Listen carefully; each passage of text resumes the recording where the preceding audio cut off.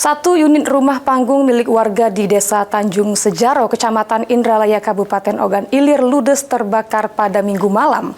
Tidak ada korban jiwa, namun kerugian ditaksir mencapai puluhan juta rupiah.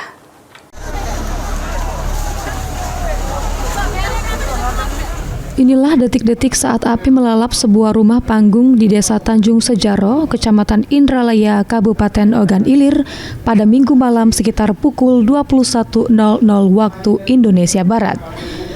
Api dengan cepat membakar seluruh bangunan rumah panggung semi permanen yang sebagian besar terbuat dari kayu sehingga membuat api sulit dipadamkan. Pemilik rumah, Oki Ariansyah, mengaku pertama kali melihat api muncul dari dalam rumahnya, langsung meminta bantuan warga sekitar untuk memadamkan api secara manual. Kapolsek Indralaya AKP Junardi mengatakan, personel Polsek Indralaya langsung bergerak cepat menuju lokasi guna melakukan pengamanan area serta berkoordinasi dengan petugas pemadam kebakaran. Api berhasil dipadamkan sekitar 1 jam kemudian setelah mobil damkar tiba di lokasi.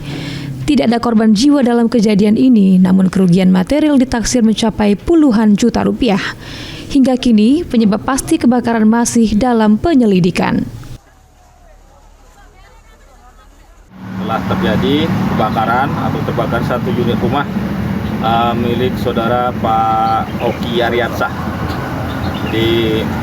Dari keterangan saksi, pada saat anggota sampai di lokasi, api berasal dari dalam rumah.